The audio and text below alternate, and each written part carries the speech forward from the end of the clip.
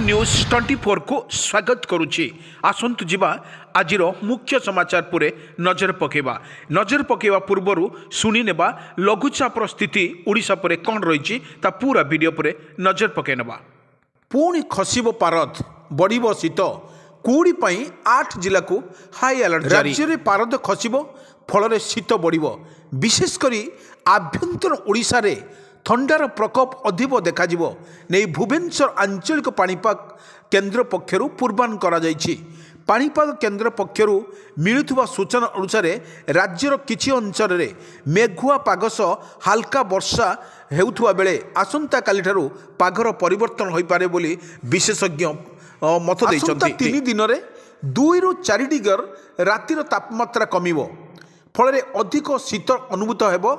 विशेषकर आभ्यंतर ओडिशा रे शीतर प्रभाव सह जगतसिंहपुर कटक झारसुगुड़ा कंधमाल जो कलाहांडी खोर्धा कटक सुंदरगढ़ गोटे बा 2टी स्थान में हालकार मध्यम धरणर कुहुड़ी दृश्यमान हेबो। सेपटे वायु चलाचल सह आर्द्रता मात्रा को नहीं राज्यर किछि अंचल रे मेघुआ सह हाल्का वर्षा हेउथुवा बेले आसंता काली ठारू पागर परिवर्तन सह सुखिला पाग रहिबार संभावना थिबा नै सूचना करिछि पाणीपाग विभाग। आसंता 24 घंटे विशेषकर उपकूलवर्ती ओडिशा रे काँ स्थान रे वर्षा हेबा संभावना रही। गत 24 घंटे सर्वनिम्न तापमात्रा 15.2 डिग्री झारसुगुड़ा रेकर्ड करा जायछि। सेहीपरि पहाड़िया अंचल रे कोरापुट रे 14.0 सर्वनिम्न तापमात्रा रेकर्ड करा जायछि। भुवनेश्वर 31.3 एवं कटक रे 19.5 डिग्री सर्वनिम्न तापमात्रा रेकर्ड करा जायछि। सेहीपरि गत 24 घंटा राज्य रे काँ भाँ स्थान रे हाल्का वर्षा होउथुवा बेले कटक एवं 15 डिग्री 6 मिसी मिली वर्षा को रेकर्ड पाणीपाग विशेषज्ञ को जहाँ पूर्वानुमान पाणीपाग आंचलिक पाणीपाग विज्ञान केन्द्र राज्य में वृद्धि पाउछि शीत एवं जिले में घन कुहुड़ीर संभावना रही। एटी बड़ कथा होउछि राज्यर शीतर प्रभाव वृद्धि पाउतुवा रही किंतु आंचलिक पाणीपाग विज्ञान केन्द्र जो कृषि गवेषणा केन्द्र गतकाली तापमात्रा 11 डिग्री थिला रेकर्ड करथिबा फल यार प्रकोप शीत बढ़िबार लागिछि।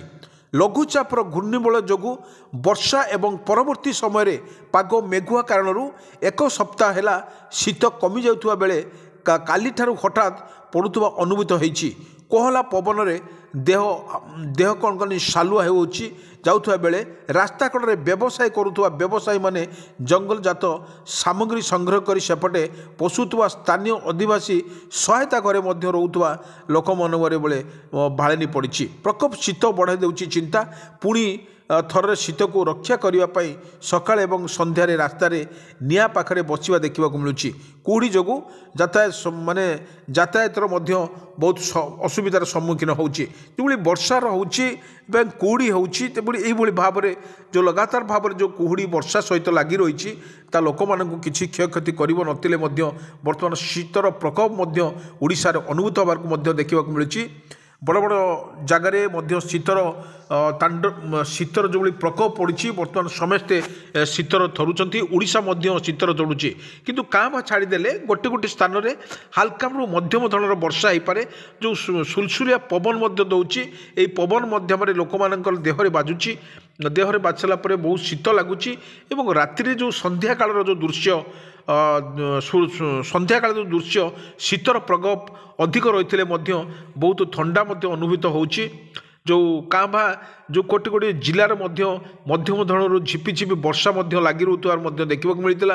यही वर्षार वर्षा जस्ट कटि सारा पर कौन रोडिशार स्थिति आउ लघुचापर वर्षा पुणी लघुचाप ओडिशार प्रभावित हम कि पवन प्रभावित हम कि यहाँ समस्त मन में प्रश्न आसूची। जेकोसी कथा को देखा गले आप विजुअल माध्यम देखु जो लघुचाप फल ओडिशार लघुचाप फल अनेक धनरत्न नष्ट होगा लगुच। यही विशेषकर कृषि उपर निर्भर करुवा लोक मैंने ओडिशार कृषि उपर निर्भर करुवा लोक मैंने बहुत हैरान होउचंती।